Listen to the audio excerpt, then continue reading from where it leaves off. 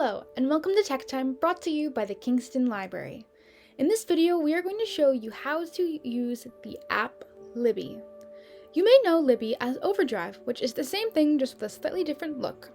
There is also an online version, but I will be working with the app. This app allows you to borrow ebooks and e-audiobooks right onto your phone for you to use at any time. To start with, let's open the App Store and download Libby. Just go to search, type in Libby.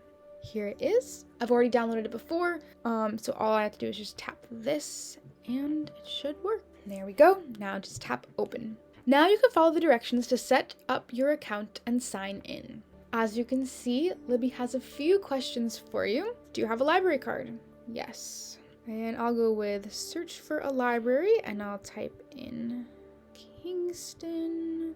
Here we go, Mid-Hudson Library System, Kingston Library. And because I have an account, I can just click enter library details and I can put in my library card number and my PIN. Remember, if you've never used your library account before, but you do have a library card, all you have to do is go to the online library catalog to set it up. Now it's loading and there we go. So before I show you this, I want to start with over here on the shelf, because this is where, when you open the app, it's going to go to. As you can see, there is a place for loans, holds, and tags. If you check out an item, you can find that in loans. If you place an item on hold, it will be in holds. And if you tag an item to find it later, it will be in tags. To browse and look for items, go over to library. Now let's scroll and see what Libby has to offer. At the top right now, we have cooking and baking. Libby's giving us some recommendations. We could see what's new in books or audiobooks. We could see what's popular in books and audiobooks, what's available. We want to search by a specific category. We can explore, or there's some more recommendations. We have diversity, fiction, and some of the different subjects that are available. Over 10,000 items available in fictions, nearly 5,000 in non-fiction, lots of romance, lots of mystery, lots of children's books as well. Some of the different audiobooks that are available, some of the different non-fiction audiobooks, some of the bestsellers that are currently available, and some of the recently added. There's also Spanish books available as well.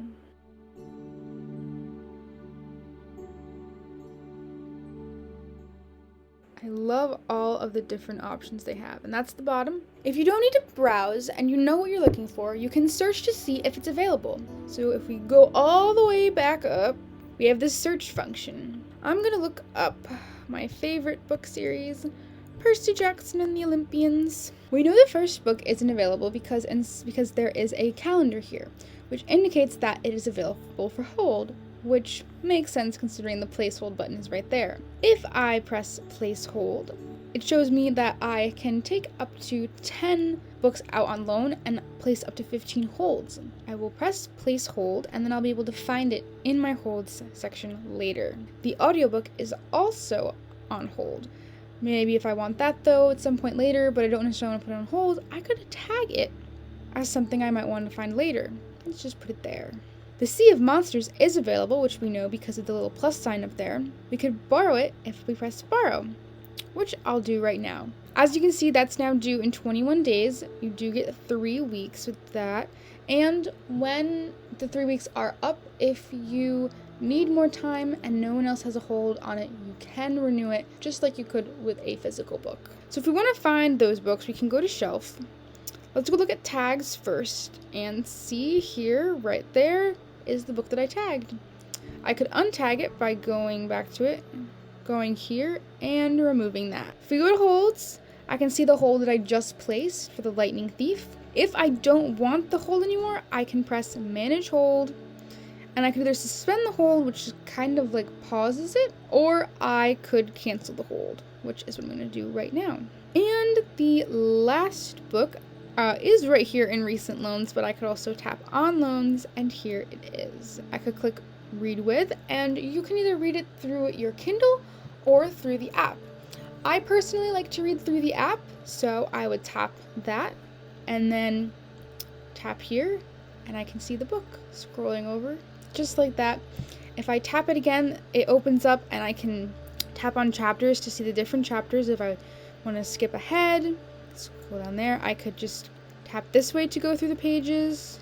I could search within the book if I wanted to. I could change the appearance, change the text scale, change the lighting. It's actually pretty good. Dark mode? That's cool.